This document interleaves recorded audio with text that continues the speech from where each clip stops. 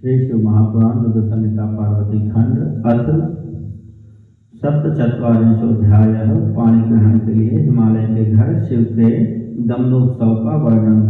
ब्रह्मोवाच ततः शैलवरहसोऽपि प्रीत्या दुर्गोपवीतिकम् कारयामास सोत्साहं वेदमन्त्रैः शिवस्य च। अथ विष्णवादयो देवा मुनयः सकुतूहलं हिमाचल प्रार्थनया विवेशांतरग्रहं गिरेह। ब्रह्मा जी बोले, तदंतर शैलराज ने प्रसन्नता पूर्वक बड़े उत्साह से वेद मंत्रों के द्वारा शिवाय एवं शिव का उपनयन संस्कार संपन्न कराया।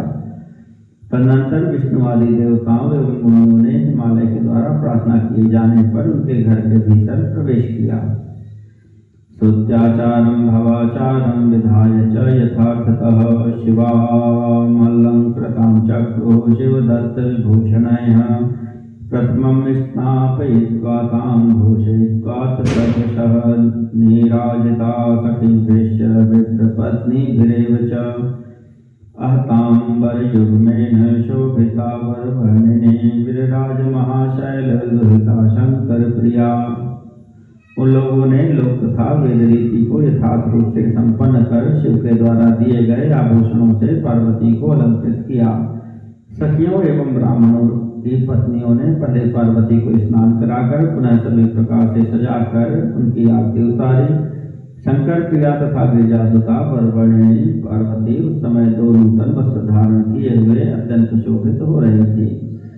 कंचुकी परमादेव्या नाना रत्नान्विताद्भुता विधृता च तया देव्या विलसन्त्यधिकं मुने सावभार तदाहारं दिव्यरत्न समन्वितं विलयानि महाराणी शुद्धचामी कराणि च।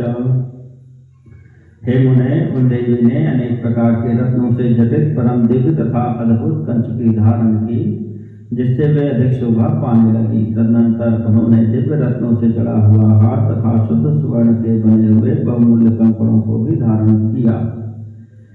स्थिता तत्रैव सुभगा ध्यायन्ति मनसा शिवं शुशुभेति महाशैल्य कन्यका त्रिजगत्प्रसूः। तीनों जगत को उत्पन्न करने वाली तथा महाशैल की कन्या सौभाग्यवती वे पार्वती मन में शिव जी का ध्यान करते हुए वहीं पर बैठी हुई अत्यंत शोभित होने लगी। तदोत्सवो महानासितो भयत्र मुदा दानं बभूव विविधं ब्राह्मणेभ्यो विवर्णितम् अन्येकां द्रव्यदानं च बभूव विविधं महत् गीतवाद्य विनोदश्च तत्रोत्सव पुरस्सरम्। उस समय दोनों पक्षों में आनंददायक महान उत्सव हुआ और उभय पक्ष से नाना प्रकार के अवर्णीय दान ब्राह्मणों को दिए गए। इसी प्रकार लोगों को भी अनेक प्रकार के दान दिए गए और वहाँ उत्सव पूर्वक गीत वाद्य एवं विनोद संपन्न हुए। अथ विष्णुरहं धाता शक्राजा अमरास्तथा मुनयश्च महाप्रीत्या निखिलाः सोत्सवा मुदा सुकर्म शिवं भक्त्या स्मृत्वा शिवपदाम्बुजं सम्प्राप्य हिमगिरियाज्ञां त्वं संस्थानं समाश्रिताः। एतस्मिन्नन्तरे तत्र ज्योतिषशास्त्रविशारद हिमवन्तं गिरीन्द्रं तं गर्भवाक्यं भाषत। तब मैं ब्रह्मा विष्णु इंद्र आदि सभी देवगण तथा सभी मुनि लोग बड़ी प्रसन्नता के साथ आनंद पूर्वक उत्सव मनाकर भक्ति पूर्वक पार्वती को प्रणाम कर तथा शिव जी के चरण कमलों का ध्यान कर हिमालय की आज्ञा प्राप्त करके अपने अपने स्थान पर गए। इसी समय वहाँ ज्योतिष शास्त्र के पारंगत विद्वान गदाचार्य उन गिरिराज हिमालय से यह वचन कहने लगे। गर्भवाच हिमाचल धराधीश स्वामिन् कालीपतितः प्रभो पाणिग्रहार्थं शंभुं चानयतं निज मंदिरम्। गर्ग बोले, हे हिमालय, हे धराधीश, हे स्वामिन्, हे काली के पिता, हे प्रभु, अब आप पानी ग्रहण के निमित्त शिव जी को अपने घर पर ले आइए। ब्रह्मोवाच अथ तं समयं ज्ञात्वा कन्यादानोचितं गिरिः निवेदितं च गर्गेण मुमुदैतीव चेतसि। ब्रह्मा जी बोले, तत्पश्चात गर्ग के द्वारा निर्देश किए गए कन्यादान के लिए उचित समय को जानकर हिमालय मन में अत्यंत प्रसन्न हुए। महीधरान् विजांशैव परानपि मुदा गिरिः प्रेषयामास सुप्रीत्या शिवानयन कामया। ते पर्वतादिवाश्चैव सर्वमङ्गलपाणयः संजग्मुसोत्सवा प्रीत्या यत्र देवो महेश्वरः।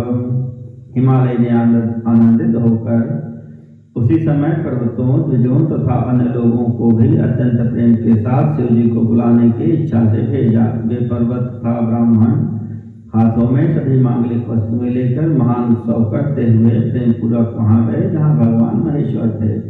तदा वादित्र घोषेण ब्रह्म घोषेण भूयसा महोत्साहो भवत्तत्र गीत नृत्यान्वितेन ही।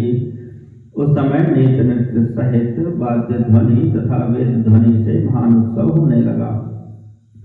श्रुत्वा वादित्र निर्घोषं सर्वे शंकर सेवकाः उत्थितास्तत्त्वैकपद्येन सदेवर्षिगणा मुदा परस्परं समुच्चुस्ते हर्षनिर्भरमानसाः अत्रागच्छन्ति गिरयः शिवानयन कामया। वाद्यों के शब्द को सुनकर शंकर जी के सभी सेवक, देवता, ऋषि तथा गण आनंदित होकर एक साथ ही उठ खड़े हुए और वे हर्ष से परिपूर्ण होकर परस्पर कहने लगे, शिव जी को बुलाने की इच्छा से गिरिराज के द्वारा भेजे गए पर्वत यहाँ आ रहे हैं। पाणि ग्रहण कालो हि नूनं सत्य समागतः मद्भाग्यं सर्वेषां सम्प्राप्त मन्महे। धन्या वयं विशेषेण विवाहं शिवयोर्ध्रुवं द्रक्ष्यामः परं प्रीत्या जगतां मंगलालयम्। निश्चय ही पाणी ग्रहण का काल शीघ्र उपस्थित हो गया है, अतः सभी का महाभाग्य उपस्थित हो गया है, ऐसा हम लोग मानते हैं। हम लोग विशेष रूप से धन्य हैं क्योंकि हम लोग संसार के मंगलों के स्थान स्वरूप शिवाशिव के विवाह को अत्यंत प्रेम से देखेंगे। ब्रह्मवाच एवं यावत् भूतेषां संवादस्तत्र चादरात् तावत् सर्वे समायाताः पर्वतेन्द्रस्य मंत्रिणः। ते गत्वा प्रार्थयान् चक्रुः शिवं वैष्णवादिनादिकामनपि कन्यादानोचितः कालो वर्तते गम्यतामिति। ब्रह्मा जी बोले, जब आदर पूर्वक उनका यह संवाद हो रहा था उसी समय गिरिराज के सभी मंत्री वहां आ गए। उन लोगों ने जाकर के विष्णु आदि तथा शंकर से प्रार्थना की कि कन्यादान का उचित समय उपस्थित हो गया है, अब आप लोग चलें। ते तच्छ्रुत्वा सुराः सर्वे मुने विष्णवादयोऽखिलाः मुमुदुश्चेत्तत्सातीव जयेत्युचुर्गिरिं द्रुतम्। यह सुनकर वे विष्णु आदि सभी देवता मन ही मन अत्यंत प्रसन्न हुए और जोर जोर से गिरिराज हिमालय की जय जयकार करने लगे।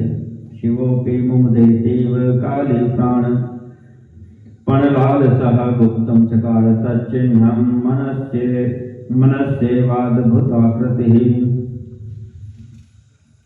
अथ स्नानं कृतं तेन मङ्गलद्रव्यसंयुतं शूलिना सुप्रसन्नेन लोकानुग्रहकारिणा।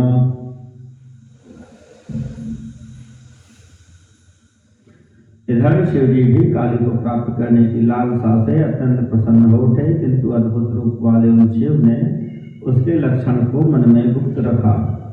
इसके उपरांत लोक पर कृपा करने वाले शूलधारी ने परम प्रसन्न होकर मांगलिक द्रव्यों से युक्त जल से स्नान किया। स्नातः सुवाससा युक्तः सर्वैस्तैः परिवारितः आरोपितो वृषस्कन्धे लोकपालैः सुसेवितः।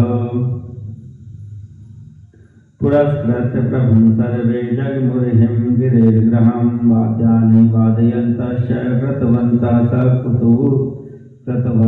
कुतूहलम्। सभी लोकपालों ने स्नान किए हुए तथा सुंदर वस्त्र से युक्त उन शिव को चारों ओर से घेर कर उनकी सेवा की तथा उन्हें सबके स्कंध पर बैठाया। इसके बाद प्रभु को आगे करके सभी लोग हिमालय के घर की ओर चल पड़े। वे वाद्य बजाते हुए कुतूहल कर रहे थे। हिमाद प्रेषिता विप्रा तथा ते पर्वतोत्तमाः शम्भोरग्रचरायासन् कुतूहल समन्विताः बभौ छत्रेण महता ध्रियमाणो हि मूर्धनि चामरैर्बीज्यमानो सौ सवितानो महेश्वरः अहं विष्णुस्तथा चेन्द्रो लोकपालास्तथैव च अग्रगाः स्मात् शोभन्ते श्रिया परमया श्रिताः। उस समय हिमालय के द्वारा भेजे गए ब्राह्मण तथा श्रेष्ठ पर्वतगण कुतूहल से युक्त होकर शिव जी के आगे आगे चल रहे थे।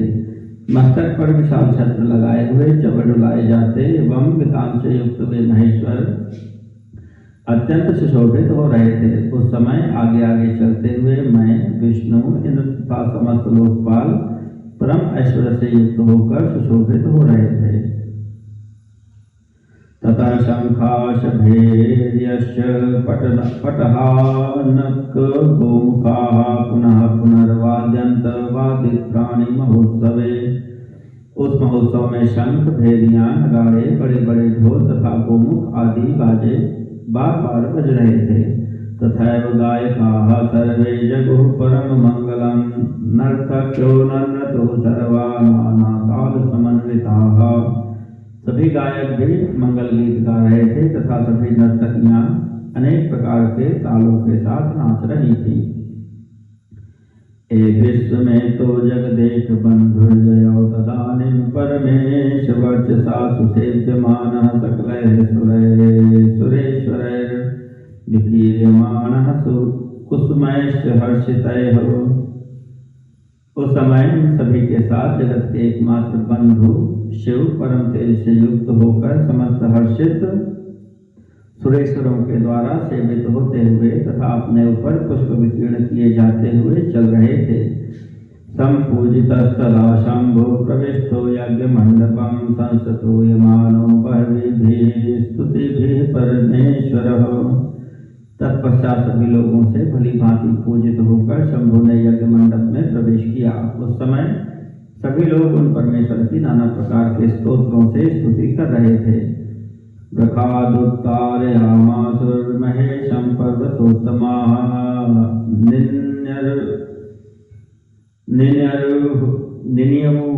निन्युर्ग्रहान्तरं प्रीत्या महोत्सव पुरस्सरं। श्रेष्ठ पर्वतों ने शिव जी को वृषभ से उतारा और प्रेम के साथ महोत्सव पूर्वक उन्हें घर के भीतर ले गए। हिमालयोपि संप्राप्तं सदैव गणेश्वरं प्रणम्य विधिवत भक्त्या नैराजन्मथा करोत्। हिमालय ने भी देवताओं तथा गणों सहित आए हुए ईश्वर को विधिवत भक्ति पूर्वक प्रणाम किया और उनकी आरती उतारी। सर्वासुरान मुनीन्यान प्रणम्य स महोत्सवः सम्मान करोत्येकां प्रशसन स्वविजन्मुदा। इसी प्रकार उत्साहयुक्त होकर उन्होंने सभी देवताओं मुनियों तथा अन्य लोगों को प्रणाम कर अपने भाग्य की प्रशंसा करते हुए प्रेम पूर्वक उन सबका सम्मान किया।